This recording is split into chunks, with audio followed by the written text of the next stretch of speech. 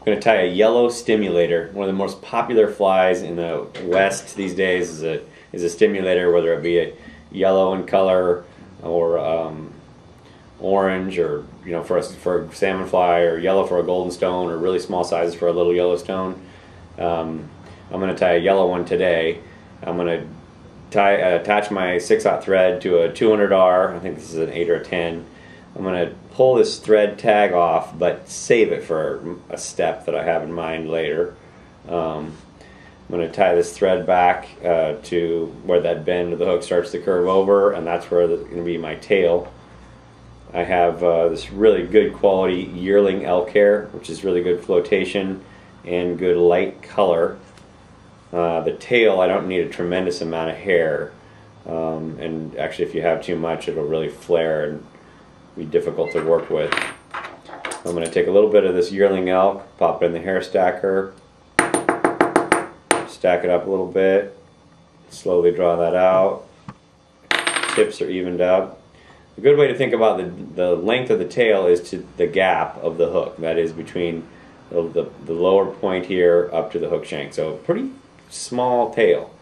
Right on here, right at the bend of the hook. And if you do this loosely and don't really pull on it too hard, but carry forward, I already pulled a little bit too hard, over this hair, you will keep that tail from flaring too much. So what I can do now is just move this bobbin forward over everything.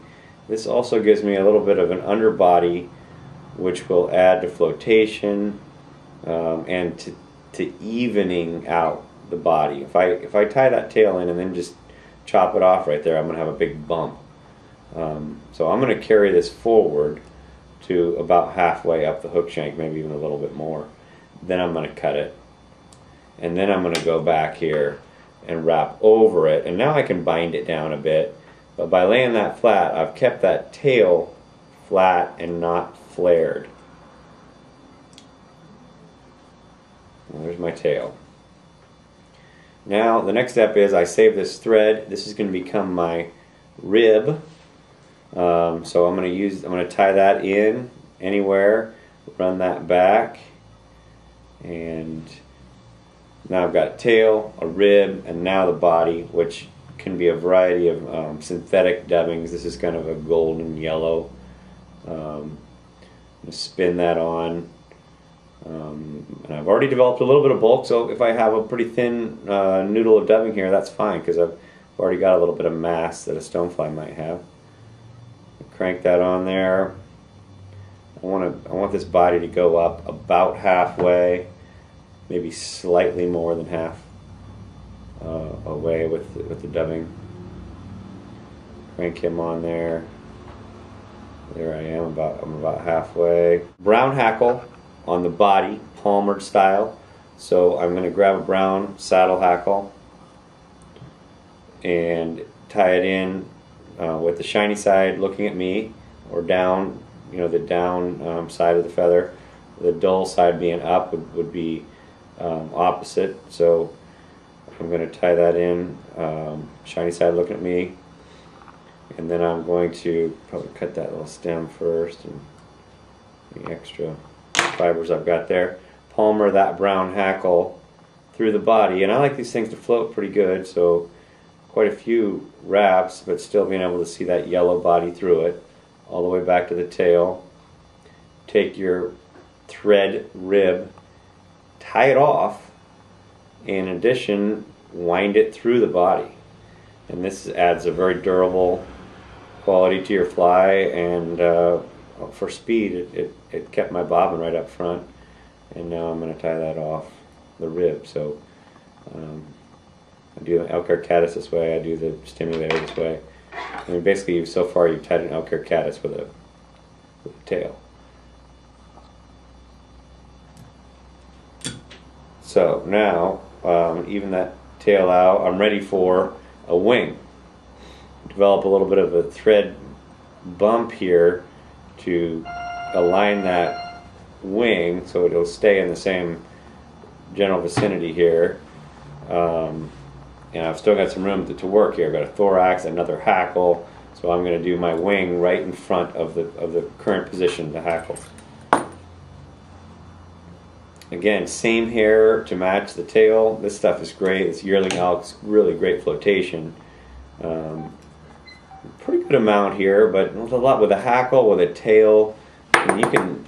I want these things to float, but you can easily overdress it too. You can get a lot going on in here in terms of flotation. Probably one of the reasons why the Stimulator is such a popular Western fly. You can hang a nymph underneath it. It's really got a lot of flotation. I'm going to cut and stack that wing, tie it in the same length as the tail. So here's my measurement, and then tie it in right there where I lined it up.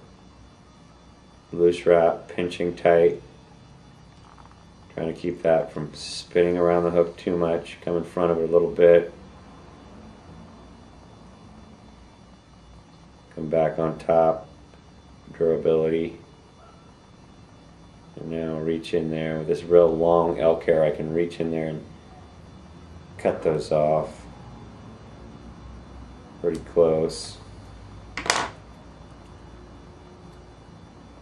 Now I'm going to get in and really crank that thread through that tuft, and that's going to make for pretty good durability.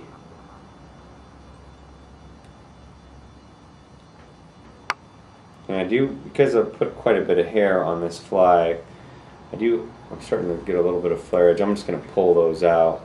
And it's quite a bump here from thread base here on the hook shank all the way up to that. So I'm going to have to fix that with a little bit of dubbing, but that's no problem. Get in, pull a few of those fibers off. So my next step is to tie in a hackle, and this Stimulator, this yellow Stimulator, calls for a grizzly hackle, maybe a little longer one, up front. So I'm going to take this grizzly hackle and tie him in, again, shiny side facing me. And then I'm going to dub the same color, or you could do a peacock here, you could do orange here, you could do a little, you can brighten it up with a red. I'm going to use about the same color because for me this is more of a golden stone, but the Stimulator style of fly can be done in many different ways.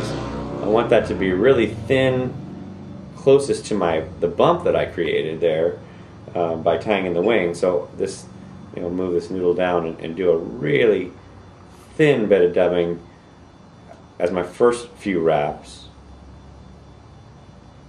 to cover that up. And then as I get down closer to the shank, you're going to see that not want to work with me quite as well because I've got such a jump there. But I can wrap that over that and just cover that up. Reduce that dubbing down a bit, over the top. Hook up there a bit. Oops. And I've got a little excess dubbing, so I'll pull it off, but yet spin it back on. Crank that over the top.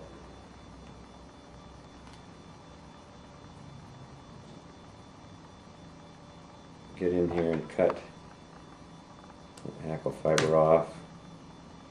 Get in front, and that's going to be my last step, is tying this hackle off.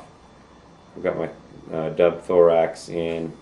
Now I'm going to wrap that hackle, which is going the wrong way for me. I've pinned it down just a hair. Wrap that grizzly hackle forward. Quite a few wraps for good flotation. Tie him off. Try to make the hackle on the body and thorax the same length. Gives it a little better look. If I get this grizzly hackle way longer, it's going to make the fly float a little goofy. So just finish that head off. A couple whip finishes. And that's going to be my yellow Stimulator tied heavily dressed. This one will float up a nymph. It's got tons of hackle. It's got that great yearling elk and tail. And that's your yellow Stimulator. You can fish that in size 6 to 16. Great fly.